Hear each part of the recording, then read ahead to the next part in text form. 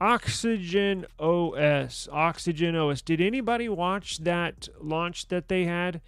Did anybody watch? They had like a. They had a basically Oxygen OS launch where they discussed it. I missed it. There was no promotion of it or anything, but I went to go watch it this morning, and pretty interesting. Now, if it looks familiar, I'll probably link that video in the video description of this after we're done. If you want to go watch it, but why watch it when you can just get the news here, right? So, Oxygen OS 15. It's the latest update for OnePlus devices. Is set to enhance user experience significantly with a stronger emphasis on AI functionality, what's new, and improved overall performance. Now, what are some of the key points from their launch of Oxygen OS 15? You guessed it, AI integration. Oxygen OS 15 introduces numerous AI features, including camera enhancements like AI detail boost for image upscaling and AI unblur for sharpening blurry videos and photos. Performance optimization, another big selling point for this Oxygen OS 15. The update promises up to a 20% reduction in size. 20% reduction in size compared to Oxygen OS 14 by removing redundant features from inside the operating system and inside the kernel, thus improving the performance of supported OnePlus devices. They also put an emphasis on improved animation down the pipeline, right? The update features parallel processing, quote unquote, which enhances animation handling for a smoother experience when switching between applications. It was very, very smooth. If you go back and watch it, it may look pretty familiar. Sort of looks like iOS as far as the animations. That's just my opinion. I don't know. You may want to go and check it out for yourself, but seem eerily similar to iOS. Nonetheless, they also implemented new search capabilities. Intelligent search and circle to search will allow users to easily find and organize content across system apps. System apps, not third-party apps. System apps. Enhanced Notes application. I love OnePlus Notes. That's one of my favorite OnePlus system apps. Same thing with Samsung Notes, right? Those two are my favorite. Google needs to step their notes game up because OnePlus looks like they're going to kill it with this new enhanced notes application. The AI Notes feature will automatically summarize and refine notes, helping users to maintain clarity and structure in their writing. Lord knows, being online all day, seems like the days of structured writing and proper spelling and punctuation has gone out the window. And me in college taking some English and writing courses, it bugs me to death seeing people misspelling words on purpose, not putting punctuation on purpose. I still do it to this day, no matter what. So I always try to properly spell, properly punctuize, put proper punctuation in my sentence structure. I know that may look foreign to many of y'all, but that's just the way I was growing up, and I'm not going to give in to the new generation that purposely misspells stuff. So OnePlus and their new enhanced notes application will get you back to the old school days and have you looking rather professional if you happen to share those notes with anybody, right? Now, I was talking about NSA. Now, this is a very interesting story. Now, NSA, the National Security Administration, they've put out a notice for everybody. There's been a lot of, as we move into the future, there seems to be more and more hacks. There seems to be more and more of your data compromised, right? Whether you're a target or not, or they just stumble upon your device and your information.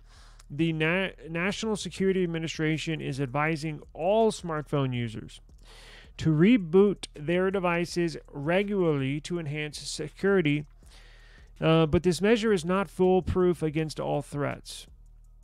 Now, this goes for not only iPhone users, but it goes for Android users, even tablet users. If you're running any version of Android, any version of Chrome OS, if you're running any version of iOS, any version of any mobile technology device and operating system, it is imperative to reboot your device once a day. So security vulnerabilities. Smartphones have become popular targets for cyber threats, including cyber threats, leading organizations like the NSA to issue guidelines on how users can protect their data. This is why rebooting daily is important. It can help remove non-persistent malware and improve device performance, but they're not necessarily worried about the performance. The NSA is worried about the malware, right? It's not a comprehensive solution to all cybersecurity issues. The NSA provided clear pictorial security recommendations that suggest strong passwords, regular updates, and avoiding risky behaviors like clicking unknown links, like zero-click exploits. The emergence of zero-click malware, which can be activated without the user doing anything. All they have to have is your phone number. They send you that attack package to your device, and you're screwed. These zero-click exploits possess a significant challenge in mobile security, reinforcing the need to update devices swiftly when vulnerabilities are reported. Cyber Essentials Scheme. This is the UK government Cyber Essentials Scheme, which is now named, has it proven effective in reducing cyber attack claims by 92% among accredited organizations, highlighting the importance of implementing secured, structured security measures, right? So the U.S. has been very popular in the U.K. with their security agencies telling people over and over again, check for updates, update your device, reboot your phone once a day. Because this multi-layered approach between both the end user and the organizations should adopt a multi-layered security strategy rather than relying solely on people like you and I or people like me to remind you, the viewer, about these threats, right? As cyber threats evolve, staying informed about the latest security practices and regularly updating devices is essential for maintaining protection. The U.S. Cybersecurity and Infrastructure Security Agency, their new security proposals set a necessary foundation for protecting sensitive data against threats. Basic certifications such as Cyber Essentials may not prove sufficient defense against sophisticated cyber attacks, emphasizing the need for enhanced measures and regular assessments. Ultimately, the responsibility for maintaining cybersecurity rests with users, who must stay vigilant and proactive in managing potential threats in their devices. So, keeping these two things, keeping your devices updated regularly and rebooting your devices once a day is imperative to thwarting these attacks. Because you say, well, why I have to keep my device updated, check for updates, all the security updates, right? That's one of the reasons why I love using Pixel, most secure device on the planet. But here's a little unknown fact about zero-click attacks. Not many people know. So if you are a victim of a zero-click attack, if you reboot your device, the hackers have to resend that attack to your phone again. Once you reboot your device, it kicks the threat, the hack, out of your kernel and resecures your device. So that's why not many people know that rebooting your device once a day is imperative, because if you do get a zero-click attack, as I just mentioned, I'm going to repeat it. If you reboot your device, it kicks that attack out of your device, out of the kernel, and they have to send that attack to you once again. So rebooting, checking for security updates, very, very imperative. I reboot every single device I have once a day. get in a rhythm, right? Best thing to do is when you wake up in the morning, if you set your alarm on your phone and you wake up in the morning, you get up while you're brushing your teeth, or literally when you turn off your alarm and you get up out of bed on your feet, hit reboot on your phone. I'm not talking about turning the screen off. There's so many people, they think rebooting it just means turn your screen off. No, like physically power it off and wait a few seconds and power it back on, or just hit reboot on your device if you have an Android phone. So very imperative. Just wanted to make that point for everybody. iPhone SE nears mass production. We're getting close to that time, guys. So production is getting close. The upcoming 4th generation iPhone SE is set to begin mass production in December, with an expected release date in early 2025. Suppliers will start mass production of the iPhone SE4 in December 2024. The phone is anticipated to launch in March or April of 2025. The new model will likely resemble the base iPhone 14 in design. Rumored features include a 6.1-inch OLED display, Face ID, and a newer A-chip series that will encompass Apple AI. It is expected to feature a 48-megapixel rear camera. The device may come with 8 gigs of RAM to support new functionalities, including Apple Intelligence.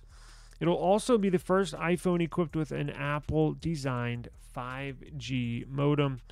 Approximately 8.6 million units are projected to be produced through the first quarter of 2025.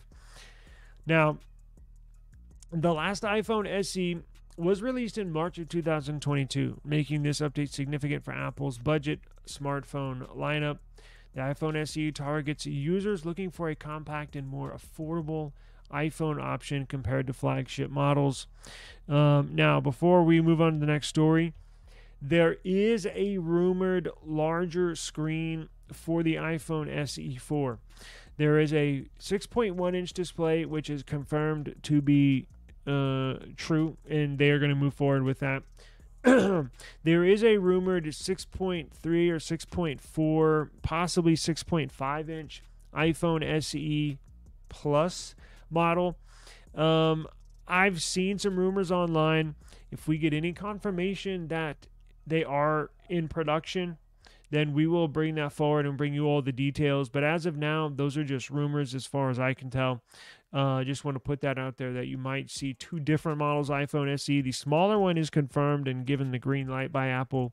The larger one may or may not be given the green light to go ahead and go for production. But this is basically an iPhone 14. It appears they've had a number of leftover parts, whether from their suppliers, and they said, well, screw it, let's just put these iPhone 14s out and call them an SE. Now, they're not literally just sitting around and they're going to rebrand them, but they have displays, right, from the iPhone 14 that they're going to use for the SE. They have vibration motors that were designed to fit in the iPhone 14 that they designed that they're going to put into the new iPhone SE. So this will be a lot like an iPhone 14 rebranded, so to speak, just at a cheaper price. So look forward to that. Pixel news. Carlos, I told you we had Pixel news here. So, what is going on with Pixel? Well, we got new news. We are the home channel. I like to say we're the official, unofficial home of Google Pixel. I've had a lot of our subscribers, a lot of our viewers have had, if not every single Pixel device, a majority of them, and I date back even to the Nexus days, even to the G1 days, the very first phone Google put out ever. I've had all of them, and I've had each one probably numerous times, right? I went over that with the 3A. I had the 3A. I had the 3A and 3A XL. I probably had 3 or 4 of the regulars and the XLs. Why? I'm a sucker for tech that I like. So, anyways, Google Tensor G5 and G6 chips are set to introduce significant performance upgrades with new configurations and architectural enhancements. Here we go. So the new G5 upcoming CPU in the Pixel 10 is going to be manufactured by TSMC. It's going to be 3 nanometer, second generation 3 nanometer foundation. You're going to see an extraordinary performance boost over from going into the G5 and the Pixel 10 to where we're at now with the G4 and the Pixel 9. Extraordinary performance boost. You're going to see at least 40%, 50% performance boost right off the bat. So the new Tensor G5, which again is going to be in the upcoming Pixel 10 series, features a 1+5+2 core configuration utilizing the ARM Cortex X4, while the upcoming G6 will switch to a more powerful 1+6 configuration featuring the unannounced ARM Cortex X930. Benchmarks for the TPU in the Tensor G5 indicate a 14% performance increase compared to the previous generation. Now, you will not see a drastic performance boost in the TPU. However, 14% is a decent boost. But the Pixel's TPU has always been good. The TPU, the Tensor Processing Unit, yes, they named their processor after a part of a processor.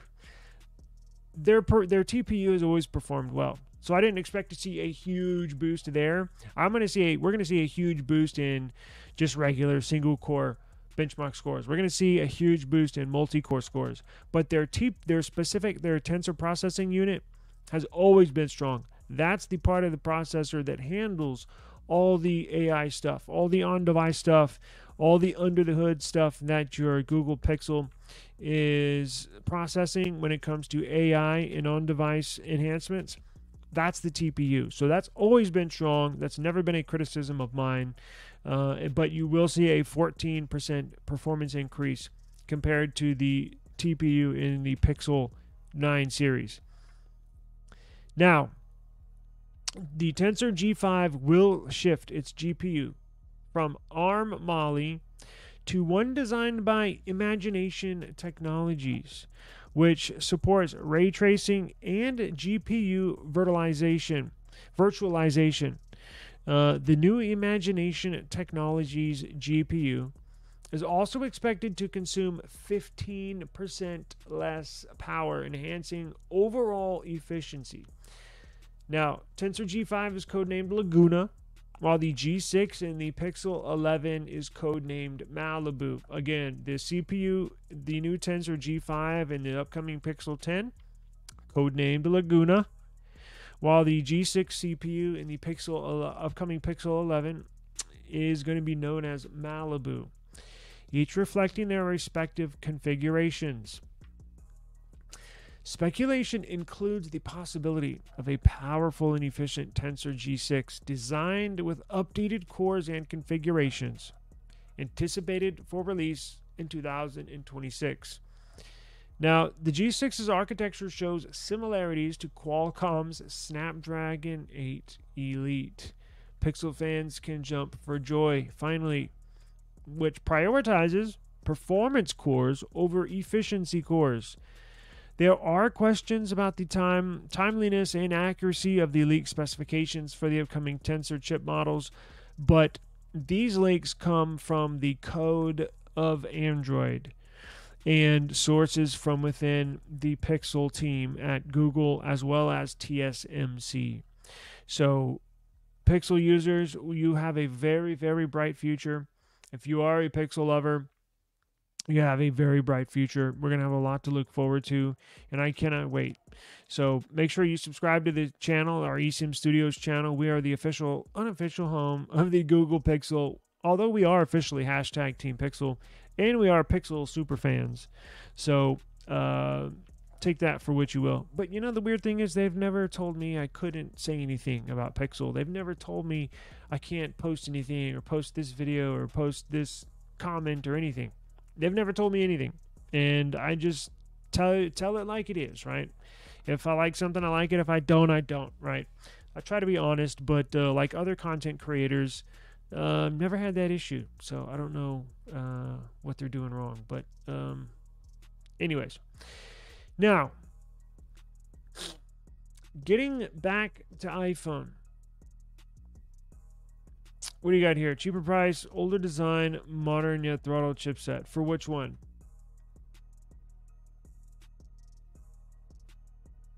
What do you for the Pixel? Oh, you're talking about the iPhone SE. Got you. My bad. I'm behind in the chat. I do apologize. So check this out. We're about halfway through. We're more than halfway through, but I got like 2 or 3 left. So, Apple's first iOS 18.2 beta adds more AI features and ChatGPT integration. I think I'm going to download the developer beta on my 16 Pro Max and do a video on some of these AI features, right? And maybe I'll do that tomorrow. I got a lot scheduled, so we'll see if I can get to it. But I will do that here in the future. I can promise you that.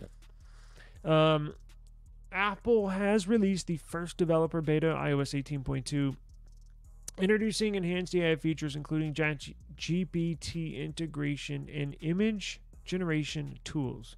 Kind of looks cool. I've seen a couple of videos online, but I'm like, if that's all it does, the Pixel does way more, right? Samsung does way more. They're just barely Apple's just barely getting their toes in the water, while Samsung and Google are doing back dives off of an Olympic board, right?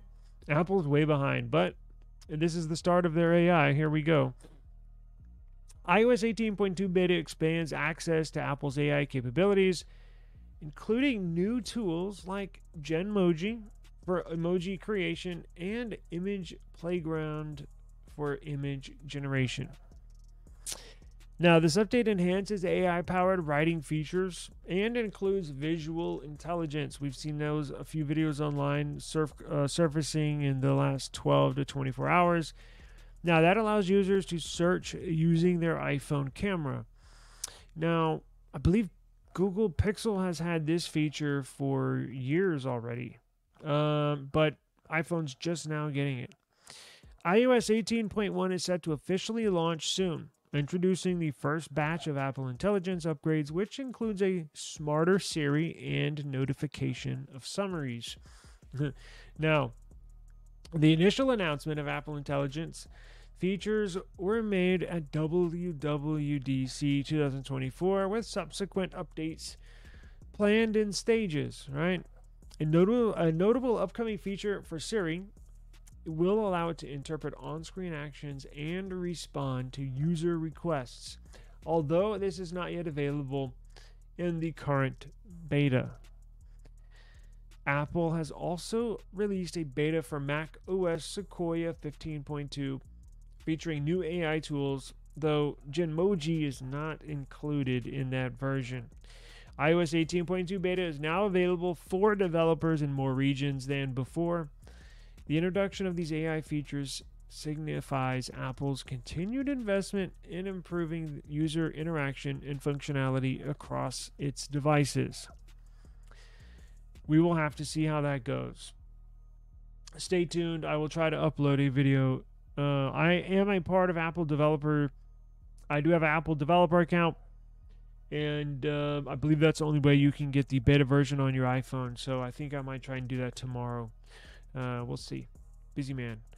Now, more Apple news. Apple confirms exciting week ahead of announcements for Mac starting on Monday. If you have a MacBook, never been interested in MacBook, but if you have a MacBook, good news for you. Apple confirms exciting week ahead, right? Focusing on new Macs and the transition to the M4 chipset. The announcements are anticipated to include updates. Check this out. For MacBook Pro, iMac, and Mac Mini, all powered by the new M4 chip.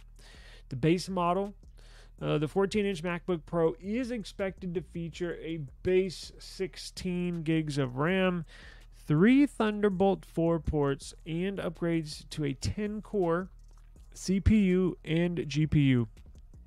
Higher-end MacBook Pro models will introduce M4 Pro and M4 Max chips for enhanced performance.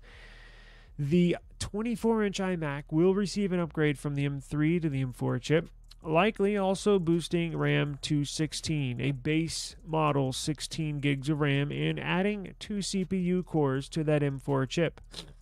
The Mac Mini will undergo its most significant redesign in years, becoming smaller and adopting a form factor similar to Apple TV. Apple is conducting in-person hands-on events for select creators in Los Angeles, not eSIM Studios, maybe next year, during this announcement week. The specifics of how these announcements will be delivered, though, through a press release or a launch event, which is doubtful, but probably do a PR release. It just remains unclear.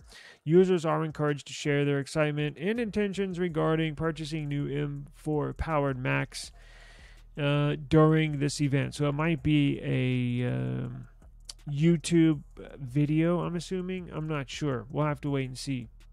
I'll definitely keep you updated with whatever the announcement is or however they choose to make that announcement. So, iPhone is the little capture button. Why do these companies like to copy iPhone? I have no idea. Sure, it looks nice, but the dumbest, and I can't wait to make this video, and it'll be a little teaser. The dumbest feature I've ever seen on a phone is this capture button. It looks cool, but when I use it, I'm always hitting it by accident. I'm always activating it. It's always screwing up whether what I'm watching, or it's always screwing up the picture that I'm trying to take, like I'm already in the camera app. And it's just, the placement is weird. I don't ever use it. It's a waste of space. It's a good idea, but they should have not included that in the final version.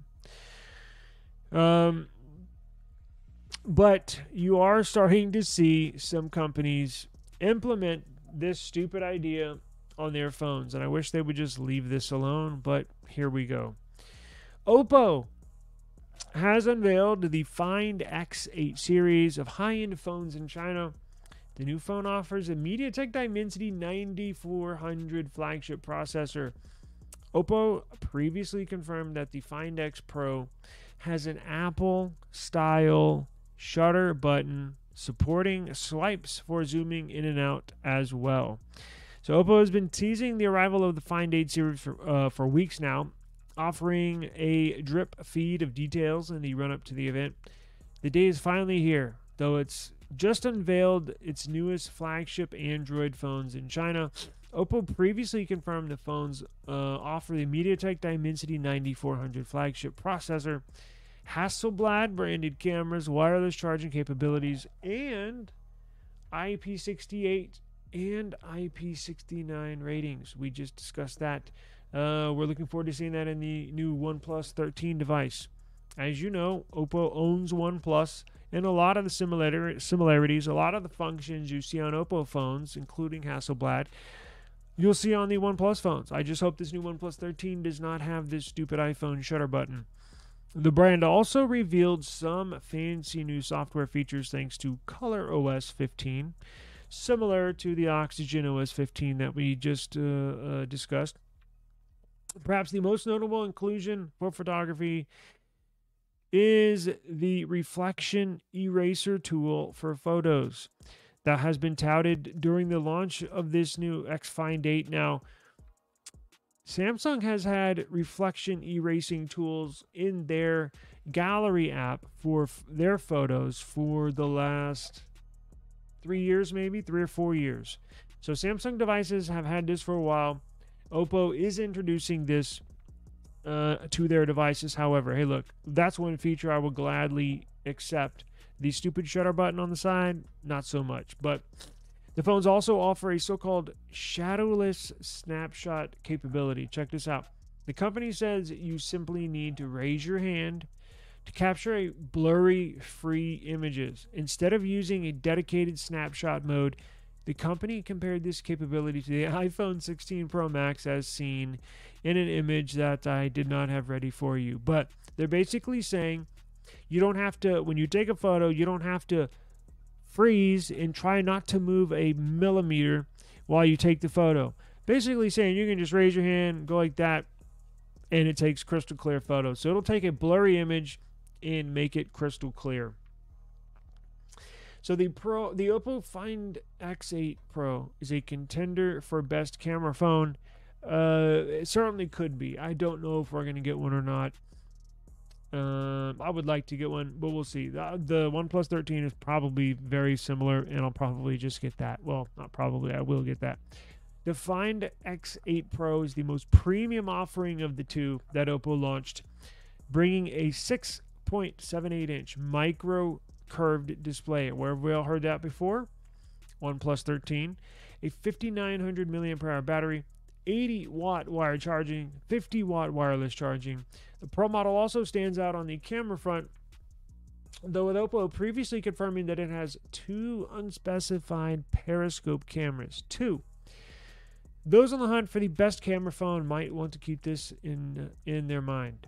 The company has also adopted an Apple-style camera shutter button, much like the iPhone 16. This camera key supports both presses for capturing photos and swipes for zooming in and out. So this is effectively the first Android phone with this type of multi-function camera key, dedicated camera key, physical camera key on the side. Now, the Oppo Find, that was the Pro, the Oppo Find X8, the base model. If you like compact, a little smaller, not these ginormous phones, this one might be the one for you, right? So if you don't need a pro level flagship phone, but you do want a new phone, this one might be it. So the standard Find X8 might be right up your alley. Interestingly, Oppo claimed this model has the world's first, check this out. Oppo's claiming this model has the world's first inverted periscope camera setup with aperture 2.6 and a 1.95-inch sensor size. The manufacturer says this helps deliver a 33% smaller module size. So the Find X8 availability. This is seemingly a China-only launch. Womp, womp, womp. But the good news is that the company executive of Oppo noted back at Mobile World Congress earlier this year that their next-gen Find flagship phones were coming to a global stage, meaning they'll probably, well, not probably, they are launching in China only, and then after a certain given amount of time, whether it be 1, 2, or 3 months, they will launch globally. I would definitely keep this in mind if you are interested in getting a new phone, especially if you're in America in the next 3 to 4 months. These look like really good phones. Really, really good phones. It'll be similar to the OnePlus 13, but Oppo will have some Find X8 and Find X8 Pro only features that you'll find on those devices that they will keep separate from the OnePlus phone. They have a lot of similarities, and they do share a lot of hardware and a lot of software, but they do reserve some special components for each device. So keep the Oppo Find X8 in the back of your mind whenever you do want to upgrade next, because I think these are going to be pretty cool. Minus that little stupid camera switch. But I think you could probably turn that off. I think you can turn it off on the iPhone. I just haven't done it yet. Honestly, I haven't picked up the iPhone a lot. Sorry. It's just not fun to use. Okay. We got into the MacBook production, no?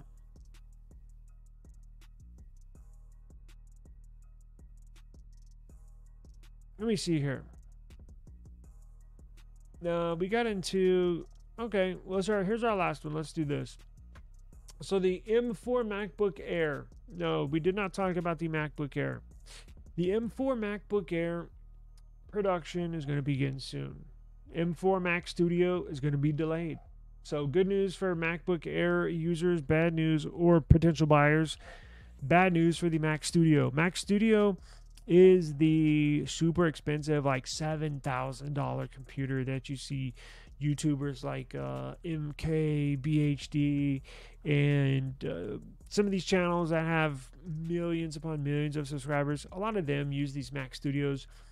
Some smaller movie production companies use Mac Studio to produce content, to produce shows, to produce movies. These are like $7-8 grand, like insanely expensive.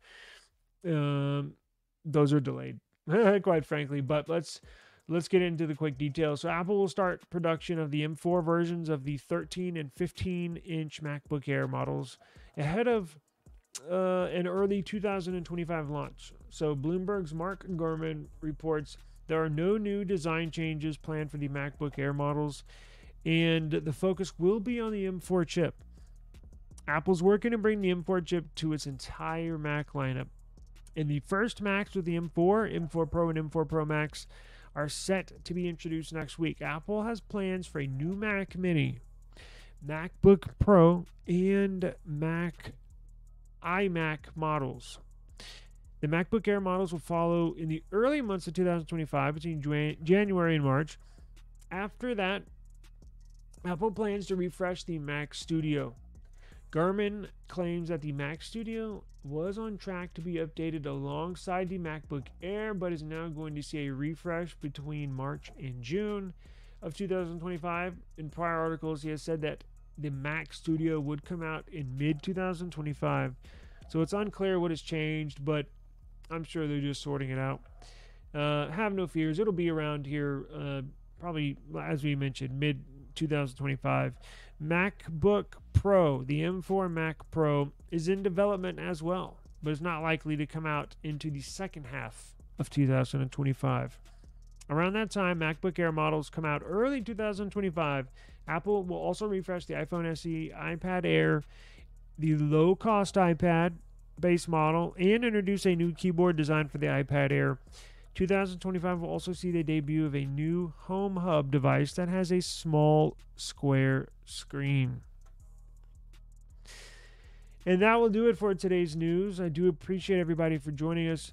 Daniel says Apple Card is their killer feature. Yeah, Apple Card.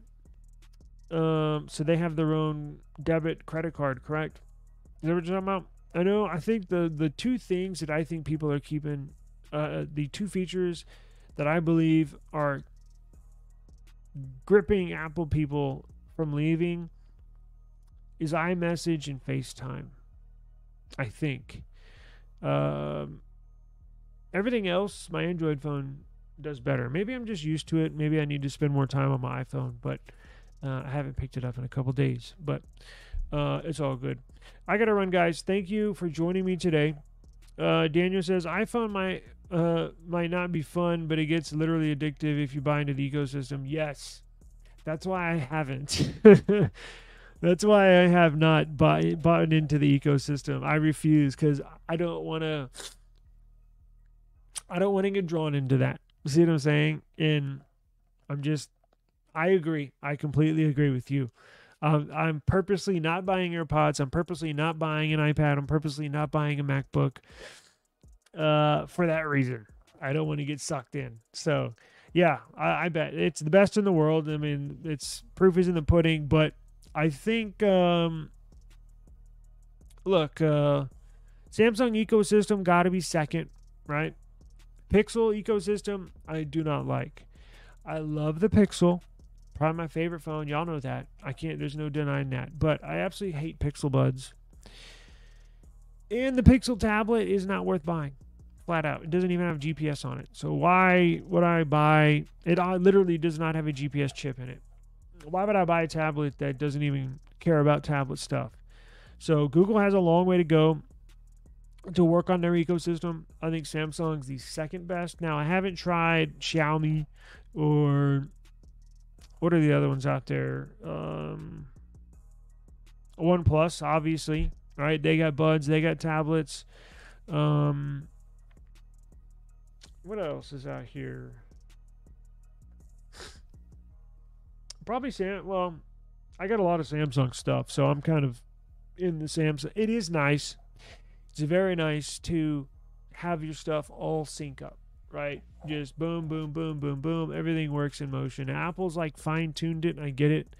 Samsung's not at that level yet, but I believe they're close. And then there's a huge drop-off after Samsung.